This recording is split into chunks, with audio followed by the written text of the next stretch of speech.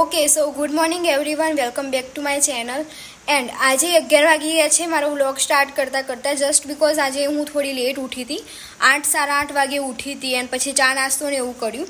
એના પછી મારા હસબન્ડ હતા એ હોટલે જઈ આવ્યા કારણ કે મારા સાસુ સસરા નથી, તો હોટલે આંટો મારીને મતલબ શોરૂમ પર જઈને આવી ગયા હતા. એન્ડ એમને પછી ગાડી લેવા જવાનું હતું. ગાડી થોડી રિપેર કરવા મૂકેલી હતી તો એ હિંમતનગર જવા નીકળી ગયા છે. એન્ડ હું વર્ક કરતાં હવે કરી રહી છું પોતું. ઓકે ગાઈસ, તો 2 દિવસથી કંઈ કામ કર્યું નહોતું એટલે આજે એવું થયું કે લાવો ને થોડું કામ કરી લઈએ. એટલે આજે મેં કચરું વાળે પછી પોતું કરવાનું સ્ટાર્ટ કર્યું. એ પણ મારા સાસુ સસરાના રૂમમાંથી સ્ટાર્ટ કર્યું. એ લોકો હતા નહીં તો વધારે મગજમારી હતી નહીં કરવાની. પછી આવી હું અમારા રૂમમાં એનો સાફ સફાઈ કરવા લાગી. ફટાફટથી પોતું ઘસવા લાગી. And okay, done. ચલો આગળ વધીએ, કામ કરીએ, બરાબર. એન્ડ પોતું મેં ઘસી નાખ્યું. એન્ડ લાસ્ટમાં હવે હું આવી છું હોલમાં, કિચનમાં, મતલબ ત્યાં કિચન એન્ડ ડાઇનિંગ ટેબલ ને એ બધું છે ત્યાં મેં પોતું ફટાફટ ઘસી નાખ્યું. ઓકે, તો ઘણા દિવસ થઈ ગયા હતા એટલે આજે લિયોનું નહાવાનું ચાલુ છે. ઓકે, જોઈ રહ્યા છો તમે, લિયો બહુ સારી રીતે નહાય છે. એન્ડ બહુ ડાયો લાગે છે જ્યારે નહાતો હોય ત્યારે. નાનું ચકરું બેબી લાગે છે. હવે નહીં લીધું છે એને, હવે ફ્રેશ કરી દઉં હું એને. ઓકે સો ગાઈઝ, મેં લિયોને નવડાવી દીધો છે. હવે મારો વારો છે. ફટાફટ હું બી નહીં લઉં અને ફ્રેશ થઈ જાઉં. લિયો ફ્રેશ થઈ ગયો છે. હવે આખો દિવસ ઊંઘવાનો છે. તો જ્યારે પણ હું એને નવડાવું ત્યારે આખો દિવસ આરામ કરતો હોય છે, જસ્ટ બિકોઝ એને સારી ઊંઘ આવો. જ્યારે ફ્રેશ ફીલ થતું હોય ને એનો ત્યારે. તો અત્યારે હાલ મેં નવડાવી દીધો, તમે જોયું જ હશે. એન્ડ હવે હું નાવા જઉં છું, તૈયાર થઈ જઈને પછી તમને મળું. Okay, by. ઓકે, તો મેં કીધું હતું કે હું નહીં ધોઈને ફ્રેશ થઈને તમને મળું, બટ મારાથી વ્લોગિંગ ના થયું. મારી તબિયત થોડી ઠીક નથી, હજુ પણ થોડી વીકનેસ લાગે છે. એન્ડ આજે તો મેં જમ્યું નથી. જમવાનું બનાવવાનો મને થોડો કંટાળો આવે છે. એન્ડ મારા હસબન્ડ હાલ ઘરે નથી, હું એકલી ઘરે હતી તો કશું બનાવ્યું નથી. ખાવાનું મૂડ હતું નહીં એટલું બધું, એટલે થોડી વાર આરામ કર્યો અને 5 વાગી ગયા એટલે હવે ઉઠીશું, કંઈક કરું. ફ્રી થઈ ગઈ છું તો કાં તો રીલ્સ કે એવું કંઈક બનાવીશ, કાં તો કંઈક ના કંઈક કામ કરીશ. ભૂખ થોડી ઘણી લાગી છે, બટ થોડું ઘણું ગુલાબજાંબુ ને એવું પડેલું છે તો હું ખાઈ લઈશ.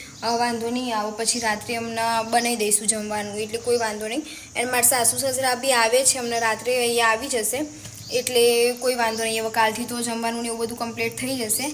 એન્ડ થોડું ઘણું મૂડ ડાઉન રહેતું હોય છે. આજે પરિસ્થિતિ એવી છે કે થોડું બીમાર જેવું લાગે અને ગરમી વધારે છે એના કારણે થોડું વીકનેસ ને એવું બોડી પર રહેતું જ હોય છે. એટલા માટે ઠીકઠાક છે. ગરમી એટલી બધી હતી બરાબરની, એટલે બહુ ખાસ કંઈ થયું નથી મારાથી. બટ હવે વિચારું છું કે રીલ્સ કે એવું કંઈક બનાવું. હવે ફ્રી છું હાલ તો હું અત્યારે બનાવી લઉં, બિકોઝ મારા સાસુ સસરાને આવશે ને એટલે પછી હું બનાવવાનો એવો ટાઈમ મળતો નથી કંઈક ના કંઈક. એટલે વાંધો નહીં, કરી લઈએ. અત્યારે થોડી રીલ્સ બનાવી દઈએ પછી તમને હું મળું. Okay, by. ઓકે, તો હું રેડી થઈ ગઈ છું. મારે રેડી થતાં જસ્ટ 5-10 મિનિટ લાગે છે. બસ લાઇનર કરી છે, થોડી ઘણી લિપસ્ટિક કરી છે એન્ડ હું રેડી થઈ ગઈ છું. ઓકે, બ્લુ કલરની બાંધણી જેવી સાડી છે એન્ડ વ્હાઇટ કલરની ઇનર છે. રેડી થઈ ગઈ છું. 1-2 રીલ્સ બનાવી દઉં સારી એવી, તો 2-3 દિવસ સુધી પોસ્ટ થાય. એટલા માટે અત્યારે હાલ રેડી થઈને બનાવી દઉં છું. ઓકે, ચલો મળીએ રીલ્સ બનાવીને. બાય. ઓકે, સો ગાઈઝ, હું તમને રીલ બનાવવાનું કહીને હાલ મળી રહી છું. વાગ્યા છે 11:15. બટ એમાં એવું થયું ને કે મારે જમવા બનાવવાનું હતું એન્ડ ફ્રી નહોતી પડી, એટલા માટે હું હાલ ફ્રી થઈ ગઈ છું એન્ડ ઊંઘવા જઈ રહી હતી. બટ મને યાદ આવ્યું કે મેં વ્લોગિંગ કર્યું જ નહીં કન્ટિન્યુ એન્ડ મેં ગુડ નાઇટ બી નથી કીધું. એટલા માટે મેં અત્યારે હાલ વ્લોગિંગ સ્ટાર્ટ કરી દીધું છે. એન્ડ મેં જમવામાં બનાવ્યું હતું આજે પનીર ભુરજી એન્ડ રોટી. જો તમારે બી શીખવું હોય કે પનીર ભુરજી મેં કઈ રીતે બનાવ્યું હતું, એકદમ ટેસ્ટી બનેલું હતું, હોટલ જેવું જ.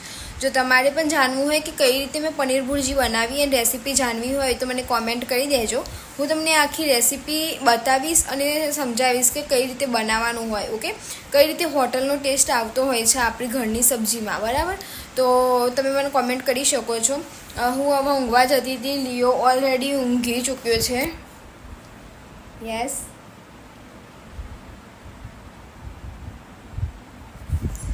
ઓકે, તો લિયો સૂઈ ગયો છે. મારા સાસુ સસરા આવતા જ હશે, કદાચ એમને લેટ થયું હતું થોડું, તો હવે આવી જ જશે. ઓકે, એન્ડ હું ને લિયો બંને સૂઈ જઈશું હવે. જોઈ શકો છો તમે. લીલી એક સેકન્ડ લ્યો ઊંઘમાં આવી છે ગાડી બરાબર. અરે કોણ છે? Okay so guys, good night. Hanuman Chalisa કરીને સૂઈ જજો. બધાની નાઇટ સારી રહે. આજે તો લાઇટ બાઇટ બી નથી ગયું, નહીં વરસાદ કે કોઈ સિઝન મતલબ મોસમ એવું કોઈ નથી. તો ચલો good night everyone. Hanuman Chalisa કરીને સૂઈ જજો. બાય બાય ગાઈસ, મળીએ કાલે સવારે. Okay bye bye.